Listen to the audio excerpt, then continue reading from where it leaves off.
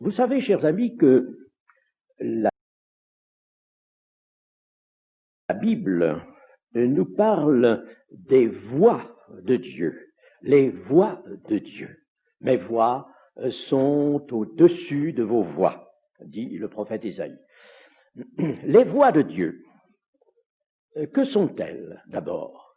Disons que les voies de Dieu sont les principes d'action de Dieu immuables. Il y a des grands principes d'action qu'il faut connaître, découvrir dans la Bible, car Dieu ne change pas, il est le même hier, aujourd'hui, éternellement, et ses voies sont de combien au-dessus des voies des hommes, bien entendu. Et ce soir, je voudrais étudier devant vous, vous emmener dans une méditation sur la seconde des voies de Dieu, la seconde. Disons d'abord ce qu'est la première. La première voie de Dieu, c'est très simple, c'est la création, l'acte créateur. Dans la Genèse, bara. Dieu crée, et il peut créer, bien sûr, de rien, à partir de rien, ex nihilo. C'est le sens, d'ailleurs, de ce verbe de l'hébreu bara. Alors, sa première voie, c'est de créer, et il peut créer à partir de rien. Et la seconde voie qui va nous intéresser ce soir, c'est de multiplier. Multiplier à partir de quelque chose, mais de quelque chose qui est très peu, quelque chose qui est en très petite quantité.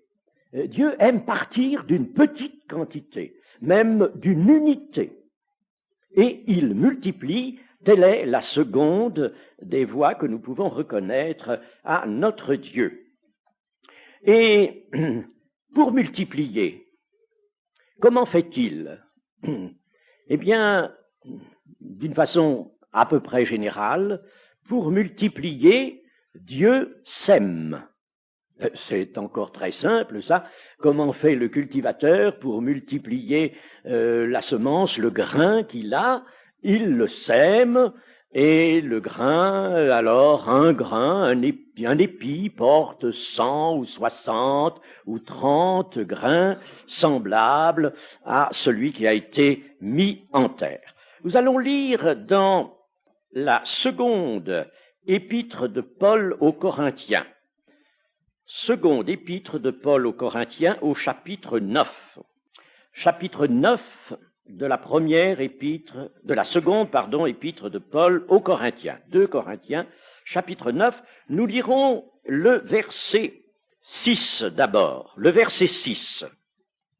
Sachez-le, celui qui sème peu, moissonnera peu. Et celui qui sème abondamment, moissonnera abondamment. Nous nous transportons maintenant au verset 10.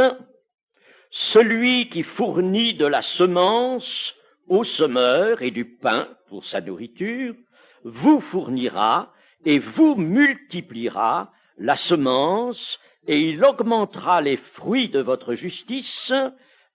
Vous serez de la sorte enrichis à tous égards pour toute espèce de libéralité qui, par notre moyen, feront offrir à Dieu des actions de grâce. Cela, Paul le dit à propos d'une collecte, à propos des libéralités en général. La libéralité dans l'Église entre dans le sacerdoce universel. Ce n'est pas le moment de le démontrer, mais je l'affirme simplement, je le relève simplement. Et ce que nous venons de lire est en somme une parabole, vous voyez, une parabole que l'apôtre emploie, mais cette parabole est beaucoup plus générale que l'objet pour lequel l'apôtre l'emploie ici. Elle est beaucoup plus générale. Et l'on peut dire que d'une manière tout à fait générale, celui qui sème peu, moissonnera peu, et celui qui sème abondamment, moissonnera abondamment. Et s'il sème beaucoup, alors Dieu lui fournira et lui multipliera la semence et il augmentera les fruits de sa justice. Retenons bien ceci, multiplier, augmenter. Telle est la seconde des voies de Dieu. Multiplier, c'est donc augmenter par reproduction ce qui existe déjà. Ce qui existe déjà et qui sera un point de départ. Si nous consultons la Genèse, au chapitre 16 d'abord, et au verset 10, nous lisons « Je multiplierai ta postérité, et elle sera si nombreuse qu'on ne pourra la compter. » Ceci est dit à Abraham. Abraham, donc, Dieu le prend, et le prophète Ésaïe nous précise que Dieu l'a choisi, l'a appelé, lui seul, je l'ai appelé, je l'ai béni et multiplié. C'est dans Ésaïe chapitre 51, verset 2. Lui seul, je l'ai appelé. Donc là, pour se former un peuple, mais bien plus qu'un peuple, puisqu'il va être le père d'une multitude de nations, pour donc toute l'étendue de son œuvre. Ai-je besoin, chers amis, de vous rappeler que, selon l'épître aux Romains, nous sommes, nous, des enfants d'Abraham, et que les Israélites, s'ils ne croient pas, ont beau être des descendants d'Abraham, ils ne sont pas ses enfants, véritablement. Nous avons été élus, nommés en Isaac, le fils de la promesse, le fils donné à Abraham. Donc, pour toute l'étendue de son œuvre, pour l'étendue qui est actuellement, non seulement l'étendue de l'œuvre qui est représentée par ces multitudes d'âmes sauvées qui sont dans la cité de Dieu et qui attendent le jour de la résurrection, mais pour toute l'Église qui est sur la terre, eh bien, Dieu est parti d'Abraham. Et il a multiplié à partir d'Abraham. Je ne vais pas vous lire toutes les redite de cette volonté de Dieu, mais nous la trouvons au chapitre 26 au chapitre 17, au chapitre 22, et il y a donc là une insistance. Dieu dévoile son plan, il appelle un homme, il choisit cet homme, et il va le multiplier. Le peuple d'Israël sera donc un peuple obtenu par cette multiplication. Quand nous parcourons la Bible, nous voyons que Dieu usait de cette seconde voie, la multiplication. Il multipliait le bétail lorsque son peuple était fidèle. Il prenait plaisir, c'est une expression que nous avons dans le Deutéronome, il prenait plaisir à multiplier le peuple et les biens, les productions qu'il lui accordait. En continuant de parcourir la Bible, nous voyons que Dieu multiplia les connaissances même, les connaissances. Il multiplia les connaissances de Salomon.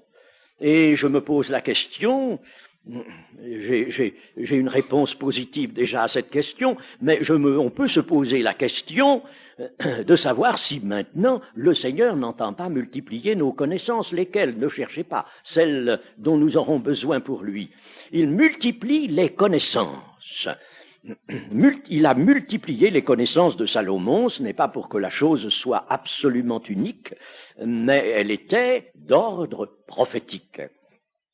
Le Seigneur a multiplié ses faveurs, ses grâces.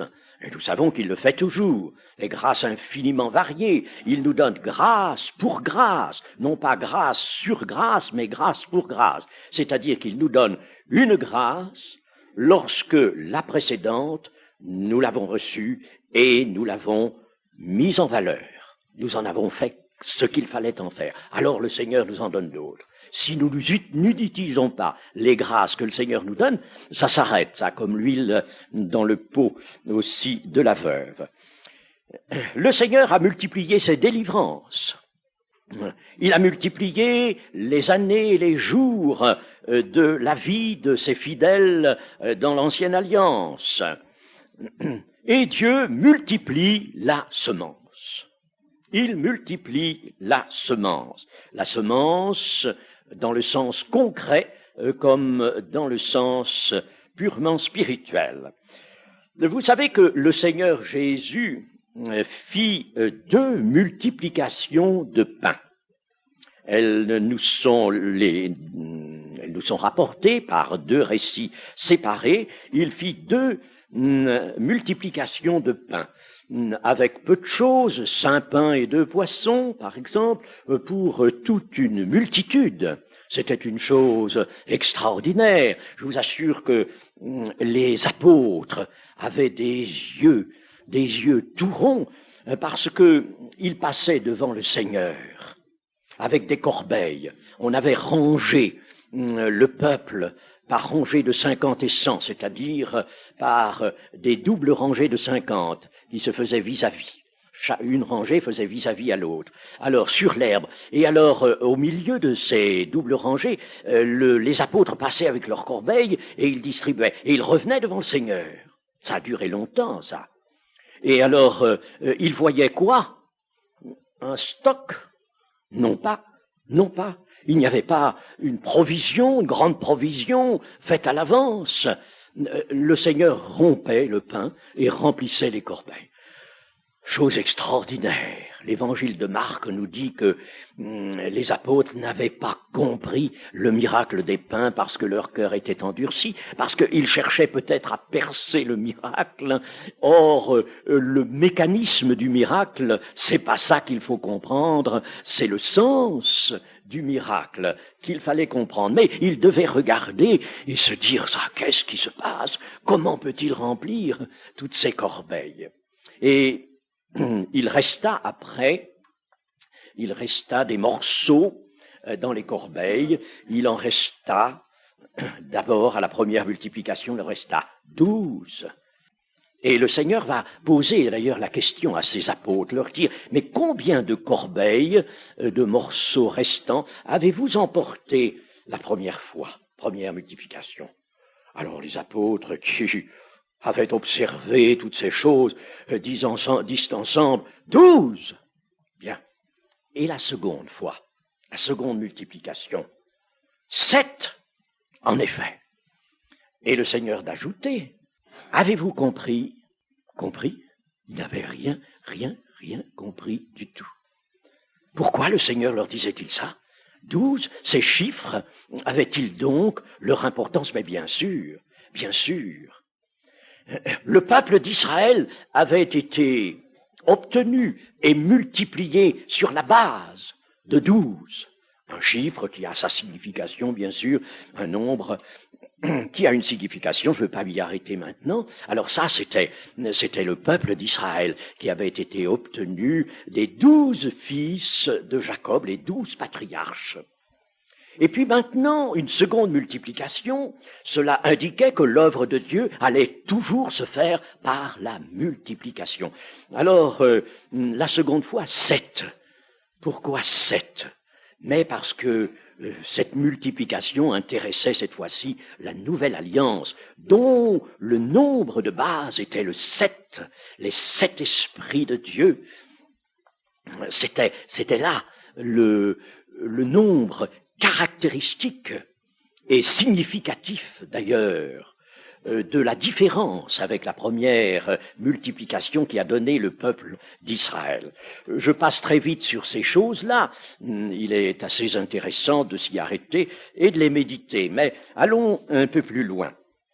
Il y a donc eu des multiplications et par conséquent, c'était là, le Seigneur montrait que c'était là l'œuvre.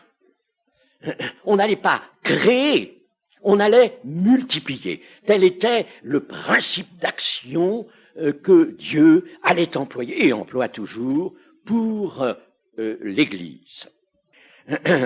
Comment Jésus lui-même a-t-il enseigné? Il est assez intéressant d'y prêter attention. Comment Jésus, d'une manière générale, enseignait-il? Vous savez, chers amis, je fais une petite digression. Souvent, nous nous attachons à un verset ou à une partie d'un verset ou à quelque chose, une proposition qui nous frappe particulièrement, quelquefois un détail. C'est bien, il le faut. Mais il faut aussi voir les choses dans leur ensemble. Ah, la Bible doit s'étudier aussi, doit se survoler. Il faut voir les choses dans l'ensemble. Il faut découvrir l'œuvre de Dieu dans son harmonie et dans ses développements. Ainsi, si nous regardons dans l'ensemble les œuvres du Seigneur Jésus, nous nous apercevons qu'il y a là une augmentation dans l'enseignement lui-même, l'enseignement que délivre le Seigneur Jésus dans son office de prophète. Vous savez que Jésus a rempli 3 offices, il les remplit toujours, 3 offices, celui de souverain sacrificateur, celui de roi et celui de prophète. Alors, dans son enseignement, nous voyons qu'avec les choses les plus insignifiantes, quelquefois, les plus banales en tout cas, de la vie courante, avec les 1000 petites occupations de la vie quotidienne, le Seigneur, avec ça, avec ce pauvre petit matériel, le Seigneur fabriquait et composait des paraboles extraordinaires que nous avons, bien sûr, et qui nous instruisent.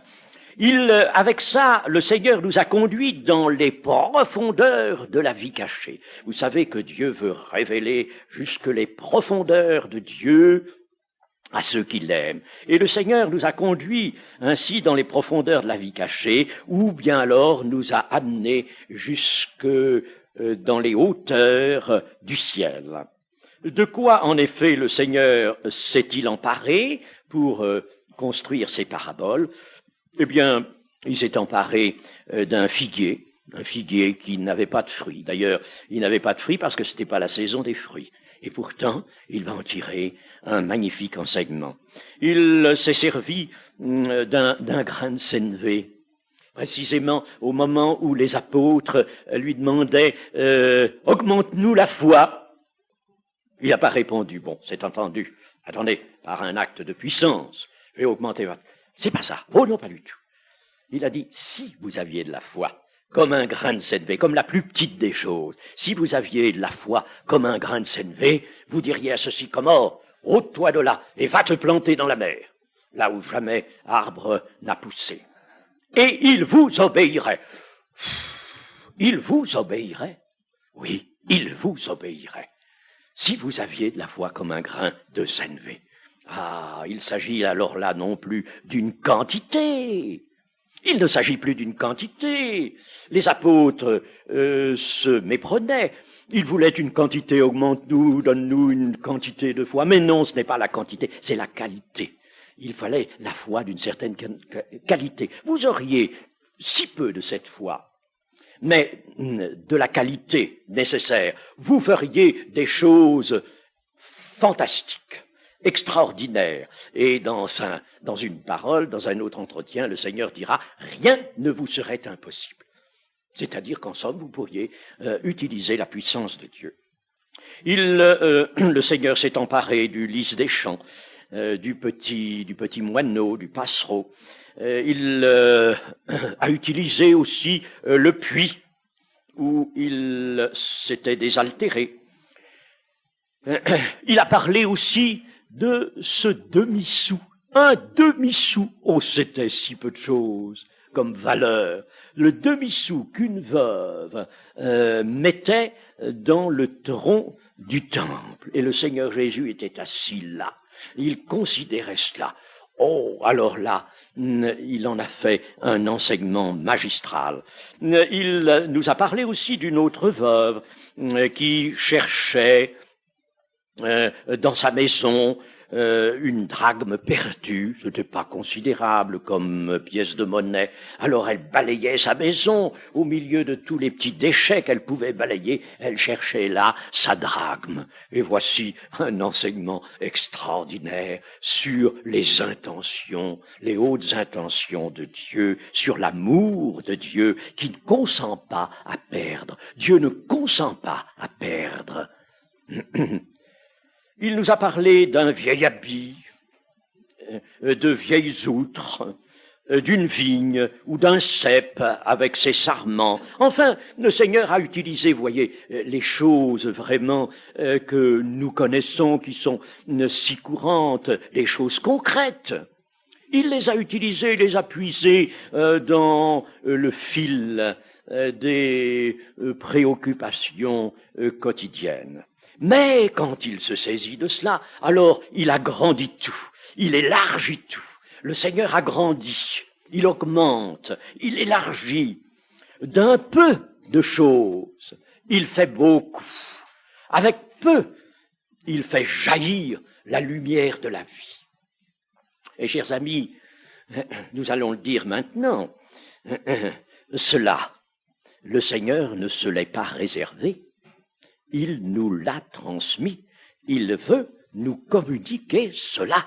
C'est pour cela qu'il est tellement nécessaire d'y réfléchir. Ce qu'a fait le Seigneur, il veut que nous le fassions. Il veut que nous le fassions comme mon Père m'a envoyé. Moi aussi je vous envoie. Pour le but, pour obtenir le même résultat, pour continuer mon œuvre. Moi aussi je vous envoie, comme mon Père m'a envoyé. Et nous sommes invités dans l'Écriture à prendre exemple sur le Seigneur Jésus. Comme Paul d'ailleurs l'a dit, Paul lui-même l'a dit, soyez mes imitateurs comme je le suis moi-même de Jésus-Christ. Nous avons lu dans notre deuxième épître aux Corinthiens, et au chapitre 9 et au verset 6, nous avons lu ceci. Celui qui sème peu, moissonne peu. Celui qui sème abondamment, moissonnera abondamment.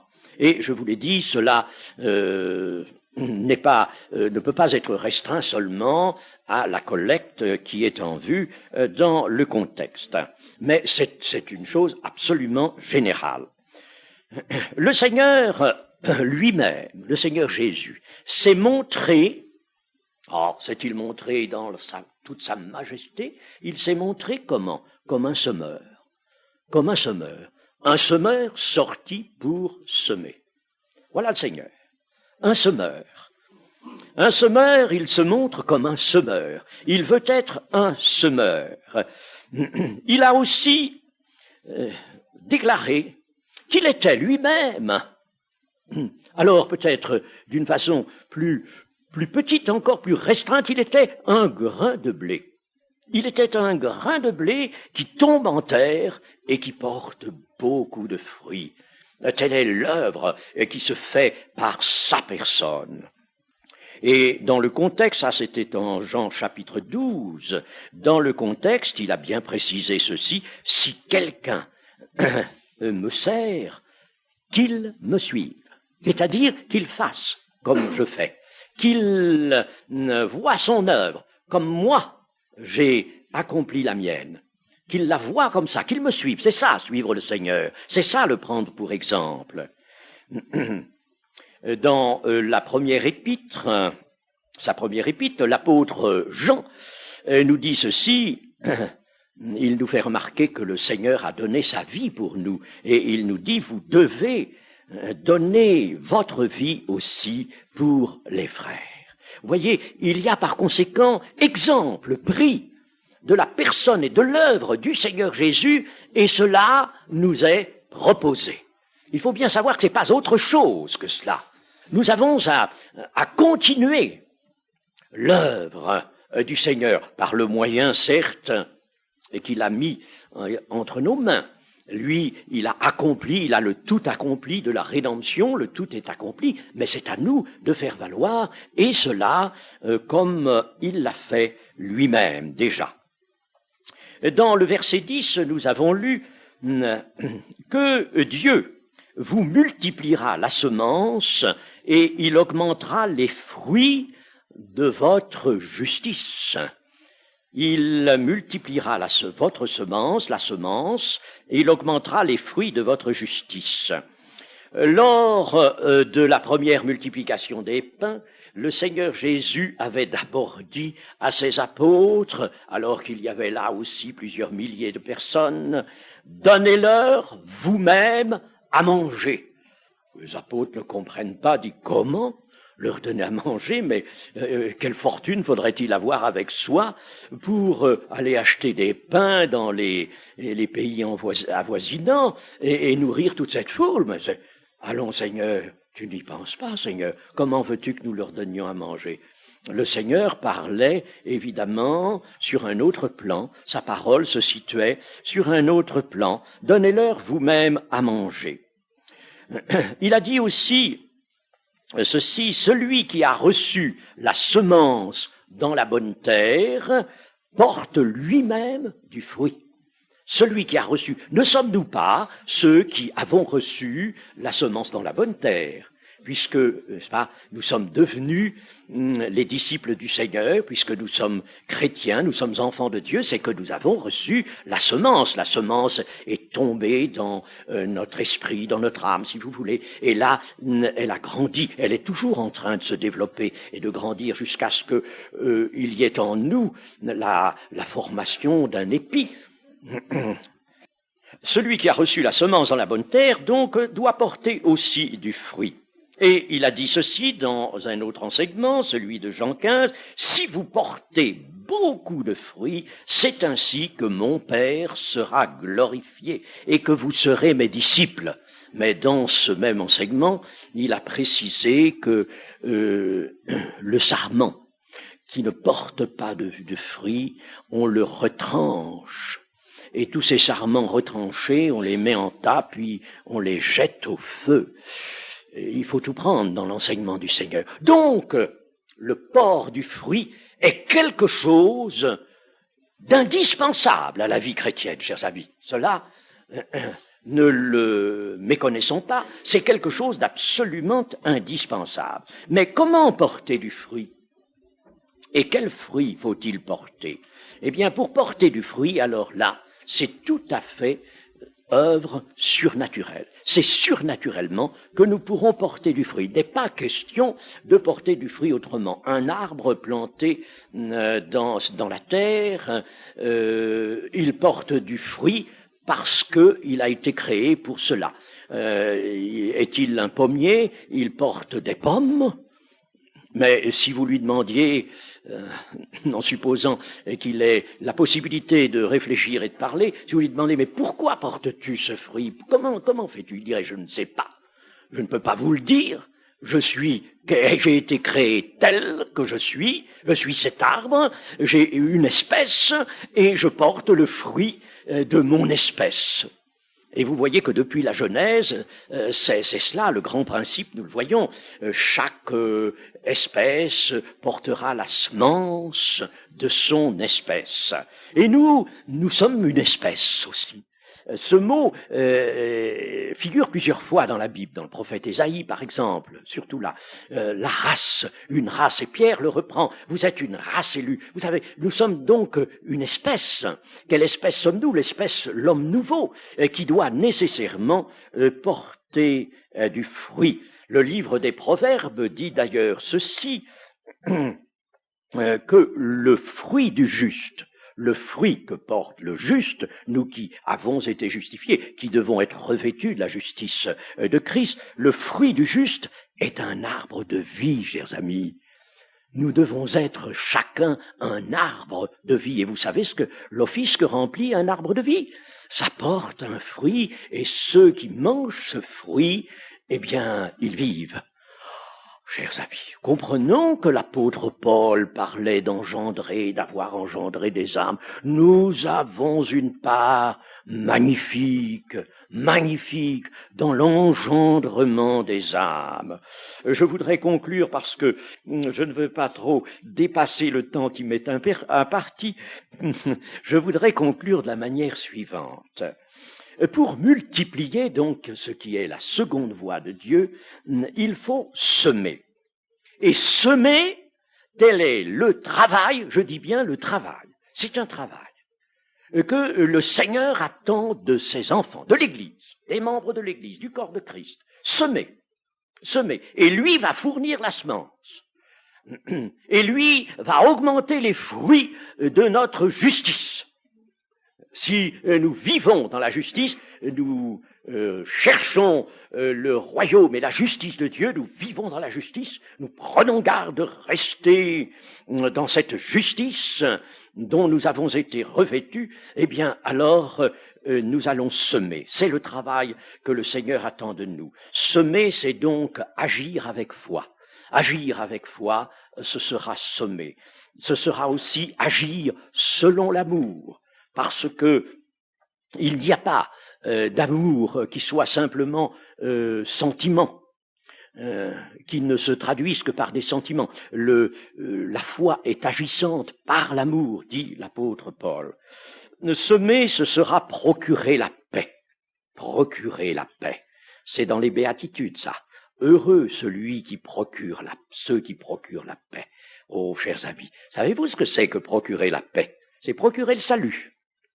D'abord, c'est évidemment par la puissance du Saint-Esprit dont nous disposons, dont nous devons disposer. C'est écarter, éliminer toute cause de discorde. On peut, vous savez, là où règne vraiment l'incompréhension, la discorde, même si c'est dans l'Église, eh bien, on peut alors éliminer tout cela par la puissance du Saint-Esprit, si l'on est celui qui procure la paix, l'apaisement d'abord. Et procurer la paix, cela va plus loin que l'apaisement. La paix, c'est le salut. Il faut aussi multiplier la paix. L'apôtre Pierre a cette formule dans sa première épître, et simplement au 2e verset, que la grâce et la paix vous soient multipliées. Ce ne sont pas des formules vides de sens, des formules de forme, formalistes. Ce sont là des assertions qui ont une signification profonde. Que la grâce et la paix vous soient multipliées. Semer, c'est se donner soi-même, dans l'oubli d'ailleurs de soi. Semer, c'est être ouvrier avec Dieu. Semer, c'est laisser l'homme nouveau en nous se manifester. L'homme nouveau veut semer. Il est un sarment, il porte du fruit. Et le Père est glorifié par le fruit. Semer, c'est répandre par conséquent le germe qui multiplie la vie. Et quelle est la bonne semence? Le Seigneur nous a dit que la bonne semence, ce sont les fils du royaume. Cette bonne semence, voyez, les fils du royaume sont considérés eux-mêmes comme une semence. Ils sont des semeurs, mais ils sont aussi considérés comme une semence qui est répandue dans le monde. Et la bonne semence, le Seigneur l'a dit dans Matthieu 13, verset 38, ce sont les fils du royaume. Et enfin, sachons ceci, chers amis, que la fin du monde, c'est une moisson. Lorsque le Seigneur Jésus viendra, ramenant avec lui les esprits de ceux qui sont dans la cité de Dieu, pour qu'ils soient ressuscités, eh bien, il y aura là la grande moisson. La grande moisson, c'est une moisson. Et le châtiment, le jugement, c'est une vendange. C'est une vendange. Mais il s'agit là de la moisson. Alors, chers amis, vous voyez, je vous ai dit ces choses-là bien vite, très vite, mais enfin, vous comprenez vite aussi, et vous avez surtout avec beaucoup d'intelligence et de sagesse spirituelle, vous avez toutes les possibilités de donner à ce qui est prêché, à ce qui est rappelé ici, tout le développement nécessaire dans votre cœur, que le Seigneur le permette. Amen. Amen.